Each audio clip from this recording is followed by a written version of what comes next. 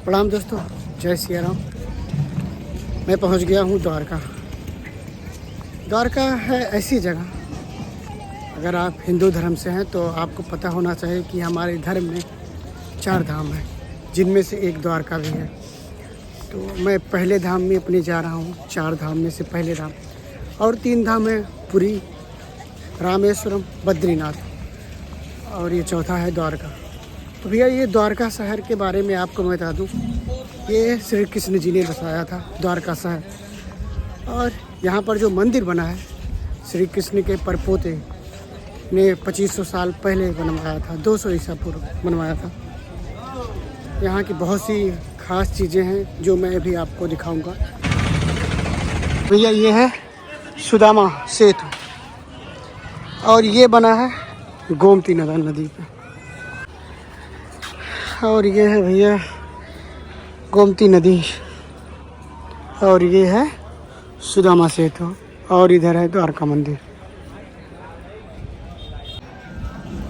तो भैया मंदिर का निर्माण श्री कृष्ण जी के परपोते ब्रजनाभ ने करवाया था 200 ईसा पूर्व। और मंदिर में श्री कृष्ण जी की मूर्ति है।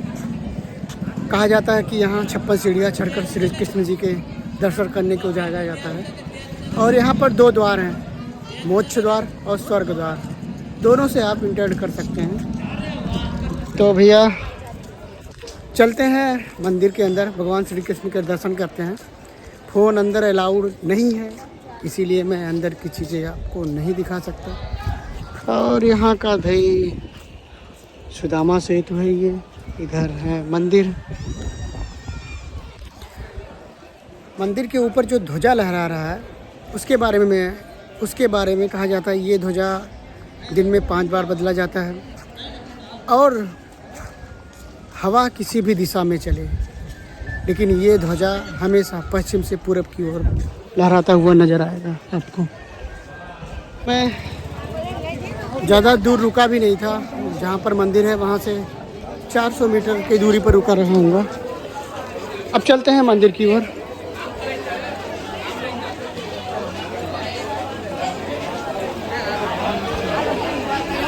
या अब यहीं पर अपने सारे सामान आप जमा कर सकते हैं। यहाँ पर भी यहाँ पर आप इलेक्ट्रॉनिक जो भी आपके पास डिवाइस है वो भी जमा होता है। तो यहीं से अब अंदर फ़ोन नहीं जाएगा भैया, यहीं पर मैं भी फ़ोन अपना जमा करता हूँ। अभी जब मैं दर्शन करने को जा रहा था तब ध्वजा आपने तो देखा ही होगा।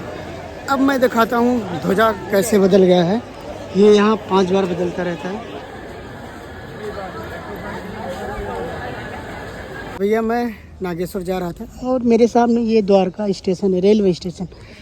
और यहाँ ये सब बच्चे खेल रहे थे, नन्हे मुन्ने, और मुझे भी कह रहे थे क्रिकेट खेलने को, बट क्या है अपने पास समय है नहीं है। समय होता तो ज़रूर खेलता, क्योंकि आप लोगों को पता है मुझे भी क्रिकेट खेलने का शौक़ रहता है हमेशा। तो इन्होंने कहा कि मेरे साथ खेलिए, पर क्या है कि समय नहीं है। तो क्या नाम है आपका? यूवी और तनिष, आप? सोहम, तीर्थराज, उमेश। तो ये बच्चे यहीं पर क्रिकेट खेल रहे थे। ये देखो स्टंप लगा हुआ है इधर, पर क्या है अपने पास समय है नहीं। तो इन लोगों से हम क्षमा चाहते हैं कि इन लोगों के साथ नहीं खेल पाएंगे, लेकिन इन लोगों के अपने वीडियो में ज़रूर लेते हैं। तो इन लोगों से मिलकर अच्छा लगा बच्चों, बहुत अच्छा लगा आप लोगों से मिलकर। हाँ, अच्छा लगा आप लोगों को? चलो ठीक है, अपना अपना ख्याल रखना और इन्जॉय करो, जाओ क्रिकेट खेलो, ठीक है? Okay, bye bye. चलिए भैया मैं पहुंच गया हूँ नागेश्वर ज्योतिर्लिंग, ये गुजरात में है। और ये महादेव जी विश्राम मुद्रा में बैठे हुए हैं, इधर है मंदिर। तो चलते हैं महादेव जी के दर्शन करने। ये मेरा चौथा ज्योतिर्लिंग है। पहला है काशी विश्वनाथ, दूसरा है ओंकारेश्वर, तीसरा उज्जैन, और ये मेरा चौथा ज्योतिर्लिंग है नागेश्वर। तो भैया चलते हैं, दर्शन करते हैं, फिर उसके बाद आपसे मिलते हैं।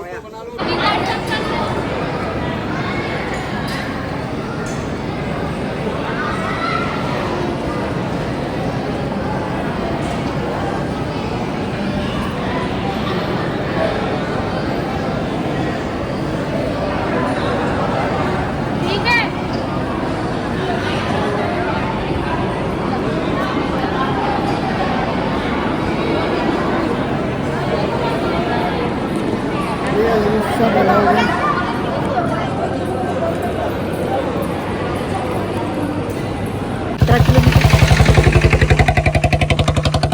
भाई ये वाली जो गाड़ी है मुझे नहीं पता क्या नाम कहते, लेकिन मुझे बहुत ज़्यादा इरिटेट कर रही है अहमदाबाद से ही।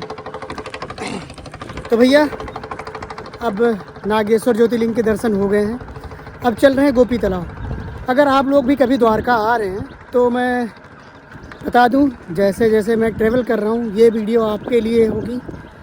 अगर आप मेरी वीडियो देखेंगे तो शायद आपको द्वारका में जहाँ जहाँ आपको घूमना होगा हर चीज़ों की जानकारी मिल जाएगी। तो अगर आप द्वारका आ रहे हैं तो सबसे पहले द्वारका से आए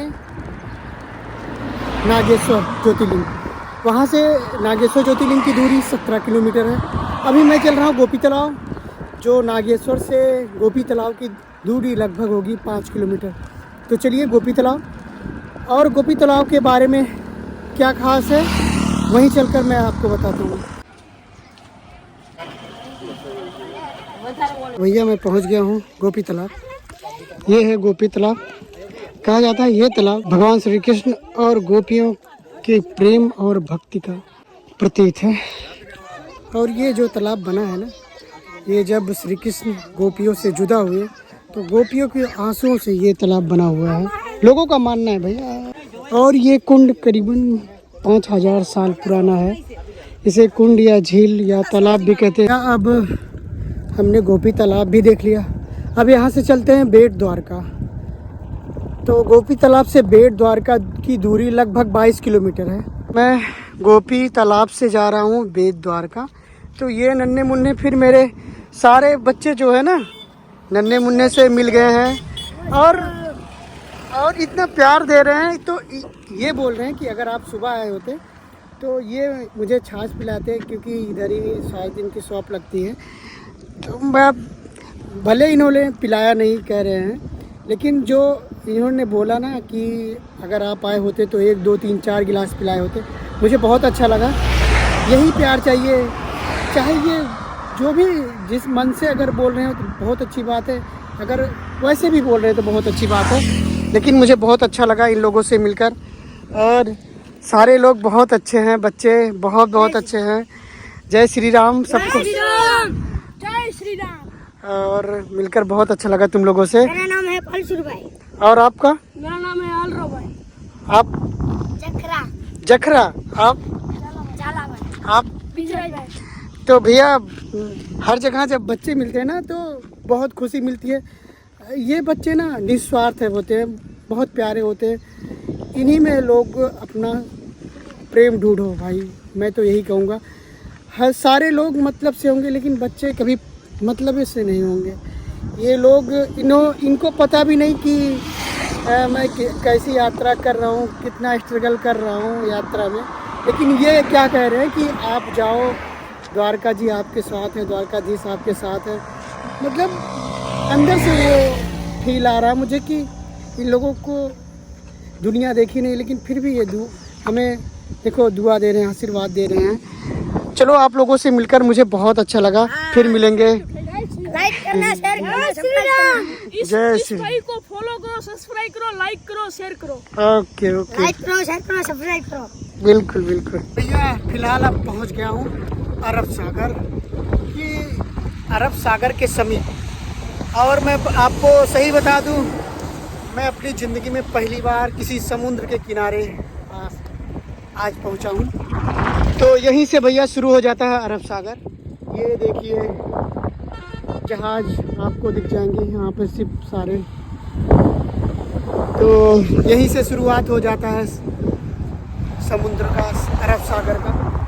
तो चलिए अब चलते हैं समंदर के किनारे, और तो टापुओं पे भी तो जाना है। तो भैया ये देख रहे हैं पूरा शिप इधर खड़ा हुआ है, और इधर बोर्ड में लिखा है ओखा, थोड़ा दूर आगे है ओखा पोर्ट भी है, बेट द्वारका। भैया मुझे जाना है बेट द्वारका, ओखा नहीं जाना है।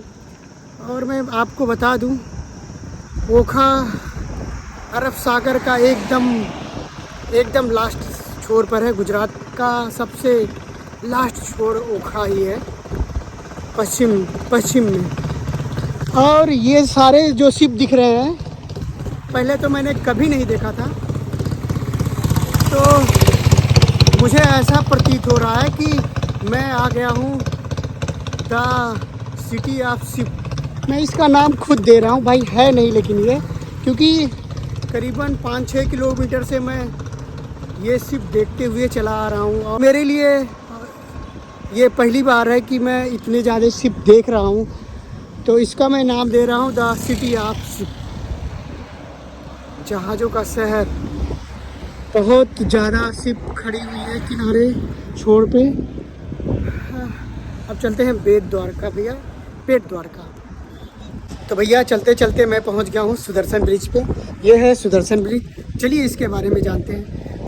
ये ब्रिज आपको मैं बता दूं, ये ब्रिज भारत का सबसे बड़ा केबल ब्रिज है, जिसका उद्घाटन 25 फरवरी 2024 को हमारे देश के प्रधानमंत्री श्री नरेंद्र मोदी जी के द्वारा हुआ है।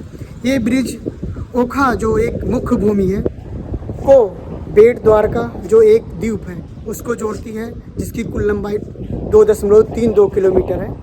तो भैया मैं पहुंच गया हूं बेट द्वारका द्वीप पर।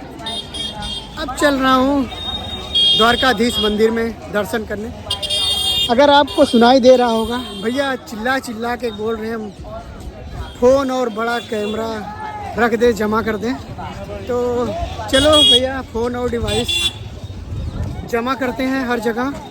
उसके बाद बड़ा सामान क्या है पता नहीं है, सब जमा करते हैं इस द्वीप पे द्वारकाधीश मंदिर में जाने से पहले। उसके बाद तब दर्शन करते हैं, फिर आपसे बातें करते हैं। भैया मैं आपको दिखा दूं, ये रहा सुदर्शन ब्रिज और ये रहा, इसी के पीछे मंदिर बना है। भैया अभी मैं बेट द्वारका में हूँ, जो एक टापू है। द्वारकाधीश के मैंने दर्शन कर लिए हैं। अब मैं चल रहा हूँ इस जंगल से होते हुए करीबन 4 किलोमीटर। एक हनुमान जी का मंदिर है, वहाँ चल रहा हूँ। ये जंगल है पूरा। भैया बज गए हैं यहाँ 8। और इधर अगर मैं रात हो गई है तो मैं दिखा दूँ, इधर है समुद्र, इधर पूरा। और समुद्र के किनारे किनारे ये रास्ता जंगलों से होते हुए थोड़ा बहुत हनुमान मकरध्वज हनुमान जी का मंदिर है वहाँ पर। द्वारकाधीश जहाँ मंदिर है बेट द्वारका में, वहाँ से करीबन 6 किलोमीटर की दूरी पर है मकरध्वज हनुमान जी का मंदिर। तो वहाँ मैं चल रहा हूँ। रात के बज गए हैं 8। मुझे ये भी नहीं पता है कि वहाँ रुकने की व्यवस्था है कि नहीं है, क्या है वहाँ पर, लेकिन फिर भी मैं चल रहा हूँ हनुमान जी के शरण में। मुझे पता है वहाँ ज़रूर व्यवस्था होगी, और नहीं होगी तो हनुमान जी कर ही देंगे। तो चल रहा हूँ, इधर है ना। तो भैया पहुँच गया हूँ फाइनली हनुमान जी के मंदिर में, मकरध्वज हनुमान जी का मंदिर। ये है मकरध्वज हनुमान जी का मंदिर। ये खड़ी है अपनी जहाज़, और इस कमरे में रुकने की व्यवस्था हो गई है, और प्रसाद की भी व्यवस्था 9 बजे हो जाएगी। तो भैया मुझे यकीन नहीं हो रहा कि हनुमान जी ने अपने चरणों में मुझे जगह दी, और शरणों में मुझे जगह दे दिया है हनुमान जी। यकीन था कि हनुमान जी ज़रूर मेरी मदद करेंगे, क्योंकि दिल से मैं मानता हूँ। चलो भैया रुकने की जगह हो गई, खाने की व्यवस्था हो गई, और पहली बार ऐसा हुआ कि मैं किसी द्वीप पर हूँ और समंदर के किनारे होते हुए मैं आया हूँ। रात में 8:30 बज गए यहाँ पहुँचने में मुझे। अच्छे समय पे मैं आया कि मंदिर के दरवाजे बंद होने वाले थे, नहीं तो अंदर घुसने ही नहीं देते। खैर भगवान ने अपने शरणों में जगह दी है, भगवान का उनका शुक्रिया अदा तो हमेशा मैं करता रहता हूँ। तो भैया उम्मीद करता हूँ आप लोग अच्छे होंगे, मस्त होंगे, जहाँ भी होंगे खुश होंगे। मिलते हैं कल एक नए वीडियो के साथ। शुभ रात्रि, जय श्री राम।